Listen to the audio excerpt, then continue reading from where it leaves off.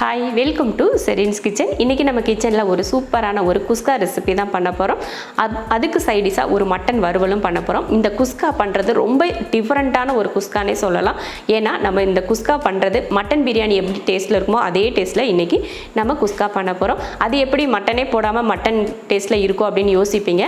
நம்ம மட்டன் வேக வச்சு அந்த தண்ணியில் வச்சு தான் நம்ம இன்றைக்கி அந்த குஸ்கா பண்ண போகிறோம். ரொம்ப ஈஸியான ஒரு பிரியாணி, அதே சமயம் ரொம்ப டிஃப்ரெண்ட்டான ஒரு டேஸ்ட்டில் இருக்கும். நீங்கள் இதை குஸ்கானே நினைக்கக்கூடாது, பிரியாணினே நினைப்பீங்க. அந்த மாதிரியான ஒரு டேஸ்ட்டில் இருக்கக்கூடிய குஸ்கா இன்றைக்கி நம்ம பண்ண போகிறோம். வாங்க அதை எப்படி பண்ணலாம் அப்படிங்கிறத பார்க்கலாம். ஃபஸ்ட்டு மட்டனை வேக வச்சு எடுத்துக்கலாம். பார்த்திங்கன்னா 1/2 கிலோ மட்டன் க்ளீன் பண்ணிவிட்டு எடுத்து வச்சுருக்கேன். ரொம்ப நமக்கு எந்த சைஸில் மட்டன் தேவையோ அதை பொறுத்து நீங்கள் எடுத்துக்கோங்க. வறுவலுக்கோ இல்லை குழம்புக்கோ இல்லை பிரியாணிக்கோ எது செஞ்சுக்கிட்டாலும் சரி மட்டன் க்ளீன் பண்ணி எடுத்துக்கோங்க. எடுத்துகிட்டு ஒரு குக்கரில் போட்டுக்கலாம். எலும்போடு இருக்கிற மட்டன் தான் இது. கொஞ்சமாக மஞ்சள் தூள், தேவையான உப்பு, இப்போ தேவையான அளவுக்கு தண்ணி. இதில் 1.5 டம்ளர் தண்ணி இதில் சேர்த்துருக்கேன்.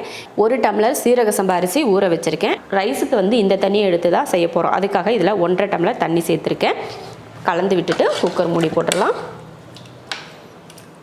தண்ணி பார்த்திங்கன்னா மட்டனுக்கு மேலே அதிகமாகவே இருக்குது. பார்த்திங்களா, அந்தளவுக்கு தான் தண்ணி ஊற்றி எடுத்துக்கணும்.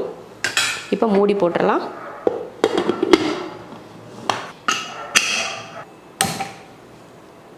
5 விசில் விட்டு ஆஃப் பண்ணிக்கலாம்.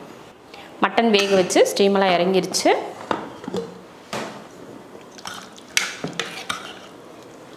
மட்டன் நல்லா வெந்துருச்சு. இப்போ நம்ம இந்த தண்ணியை மட்டும்தான் நம்ம எடுத்துக்க போகிறோம். இப்போ நம்ம டம்ளரில் தண்ணி அளந்து ஊற்றணும் இல்லையா, அதே டம்ளரில் நம்ம அளந்து ஊற்றிக்கலாம்.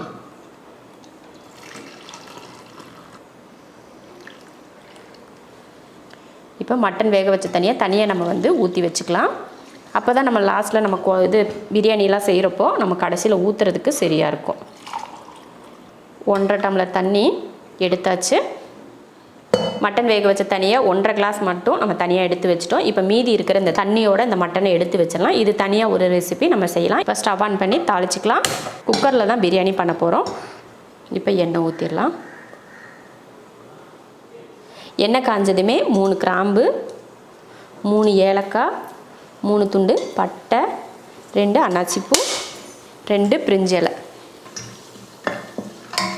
பொரிஞ்சதுமே பெரிய வெங்காயம், ஒரு பெரிய வெங்காயத்தை நீல வாக்கில் வெட்டியிருக்கேன், அதையும் சேர்த்துக்கலாம். பச்சை மிளகாய் 4, உங்கள் காரத்தை பொறுத்து மிளகாய் சேர்த்துக்கோங்க. நல்லா பொன்னிறமாக வதக்கிக்கலாம். நம்ம பிரியாணிக்கெலாம் பார்த்திங்கன்னா எப்படி வதக்குவோமோ அதே மெத்தடில் இதை வதக்கிக்கணும். பாருங்கள், இந்த அளவுக்கு நல்லா வதங்கிருச்சு பாருங்கள். வதங்கினதுக்கப்புறமா தக்காளி சேர்த்துக்கலாம். ஒரே தக்காளி, ஒரு பெரிய தக்காளியாக ஒரு தக்காளி.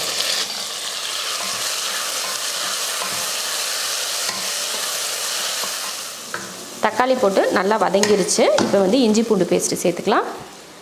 ஒரு 3/4 ஸ்பூன் அளவுக்கு இஞ்சி பூண்டு பேஸ்ட் சேர்த்து அதையும் வதக்கி விட்டுலாம். அடுத்து மிளகாத்தூள் 1/2 ஸ்பூன், கரம் மசாலா தூள் 1/4 ஸ்பூன். இந்த கரம் மசாலா தூள் நம்ம சேனலில் இதுக்கு முன்னாடி அப்லோட் பண்ணியிருக்கோம். அதோட லிங்க் நான் கீழே டிஸ்கிரிப்ஷனில் கொடுக்குறேன், பார்த்துக்கோங்க. அதே போல் பிரியாணி மசாலாவும் நம்ம எப்படி பண்ணலாம், இஞ்சி பூண்டு பேஸ்ட் எப்படி அரைக்கலாம், எல்லா லிங்க்குமே நான் கீழே கொடுக்குறேன், நீங்கள் செக் பண்ணி பார்த்துக்கோங்க. அடுத்து தயிர் சேர்த்துக்கலாம். 1, 2, 3, ஒரு 3 ஸ்பூன் அளவுக்கு தயிர்.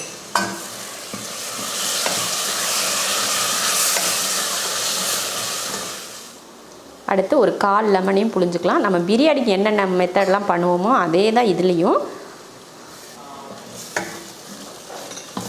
இது எல்லாமே போட்டு நல்லா ஒரு நிமிஷத்துக்கு கலந்து விட்டுடலாம். கலந்து விட்டதுக்கப்புறமா நம்ம கையில் ஒரு இந்த மாதிரி எடுத்தால் ஒரு கையளவுக்கு இருக்கிற மாதிரி புதினா மல்லித்தலை அதையும் சேர்த்து கலந்து விட்டுடலாம். அவ்வளோதான், மசால் பூரா போட்டாச்சு.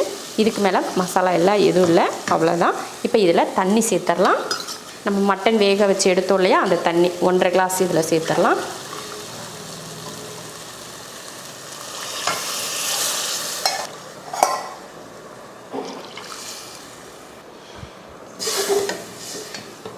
உப்பு நமக்கு தேவைப்படாது. எதுக்காகனா நம்ம மட்டன் வேக வைக்கிறப்போ உப்பு போட்டிருந்தோம், அதனால உப்பு போட தேவையில்லை. ஒருவேளை பத்தலைனா மட்டும் லைட்டாக உப்பு சேர்த்துக்கோங்க. நீங்கள் டேஸ்ட் பண்ணி பாருங்கள் மட்டன் தண்ணியை, உப்பு எப்படி இருக்குன்னு பார்த்துட்டு கொஞ்சம் உப்பு சேர்த்துக்கோங்க. அவ்வளோதான். அடுத்து இப்போ அரிசி சேர்த்துடலாம். நம்ம தண்ணி ஊற்றணும் இல்லையா, அதே டம்ளரில் 1 டம்ளர் அரிசி. இது வந்து சீரக சம்பா. நீங்கள் இதில் பாசுமதி சேர்க்கணுன்னாலும் சேர்த்துக்கலாம்.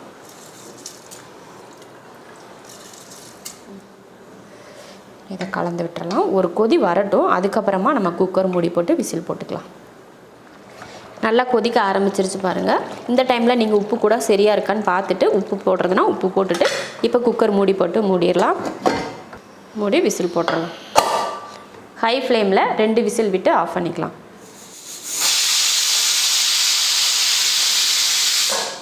ரெண்டு விசில் விட்டு ஆஃப் பண்ணியாச்சு. ஸ்டீம் இறங்கினதுக்கப்புறம் பார்த்துக்கலாம். ஸ்டீம் இறங்கினதுக்கப்புறம் குக்கரை ஓப்பன் பண்ணி பார்க்கலாம். மட்டன் தண்ணி ஊற்றி நம்ம பண்ண பார்த்திங்கன்னா எம்டி பிரியாணி எவ்வளோ சூப்பராக ரெடியாக இருக்குது. அரிசியும் பார்த்திங்கன்னா ஒன்று கூட குலையாமல் உடையாமல் வந்திருக்கு. இதே மெத்தடில் நீங்கள் பாசுமதியில் கூட பண்ணலாம், ரொம்ப நல்லாயிருக்கும். அதே போல் நம்ம வீட்டில் செய்யிருக்கிற நம்ம டெய்லி சாப்பாடு பண்ணுவோம் இல்லையா, அந்த அரிசியில் கூட பண்ணலாம், அதுவும் ரொம்ப நல்லாயிருக்கும். ஆனால் மெத்தட் வந்து இதே போல் செய்யுங்க.